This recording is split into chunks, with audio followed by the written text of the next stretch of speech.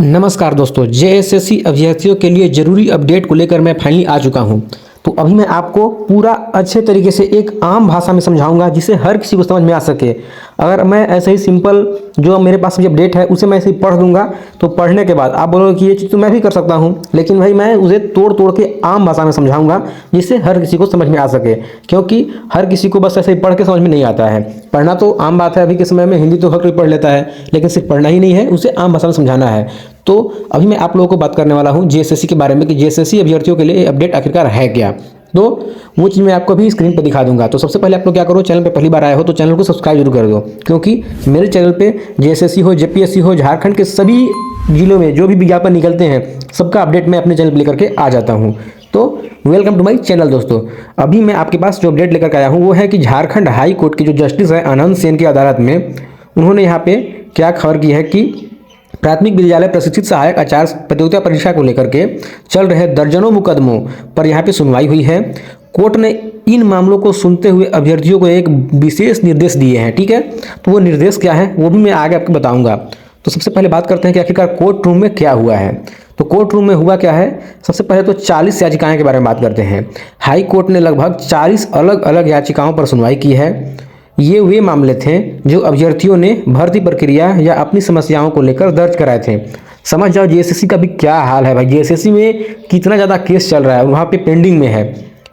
जो भी विज्ञापन निकला तुरंत केस हो जाता है। आखिरकार ऐसा है क्यों, वो चीज़ तो आगे आप लोग बता देना कमेंट बॉक्स में, मैं भी बताऊंगा।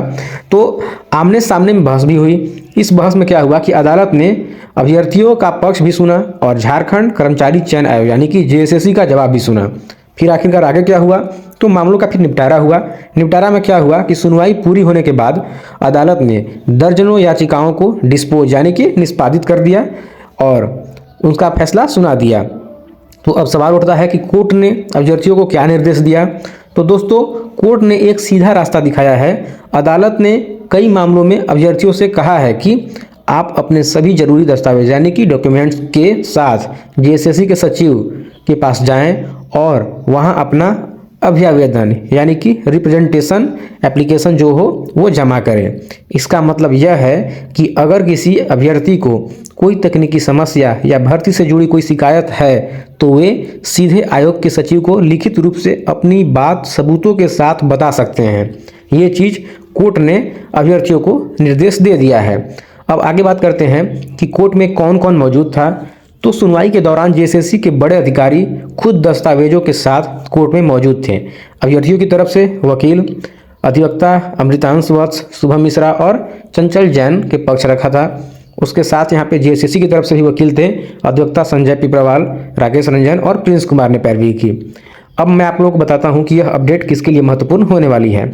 यह खबर उन लोगों के लिए सबसे ज़्यादा जरूरी है जो सहायक आचार्य परीक्षा में शामिल हो रहे हैं, जिन्होंने भर्ती प्रक्रिया के किसी नियम या अपनी योग्यता को लेकर हाई कोर्ट में केस फाइल किया था, जिनकी याचिकाओं पर कोर्ट ने जेएसएससी सचिव के पास जाने का निर्देश दिया है।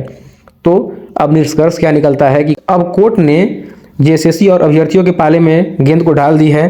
तो अगर आप उन याचिकाओं में से एक हैं तो आपको अब कोर्ट के चक्कर काटने की बजाय अपने कागजात तैयार करना चाहिए और जेएसएससी सचिव के पास अपना पक्ष मजबूती से रखना चाहिए ताकि आपकी समस्या का समाधान विभाग स्तर पर हो सके।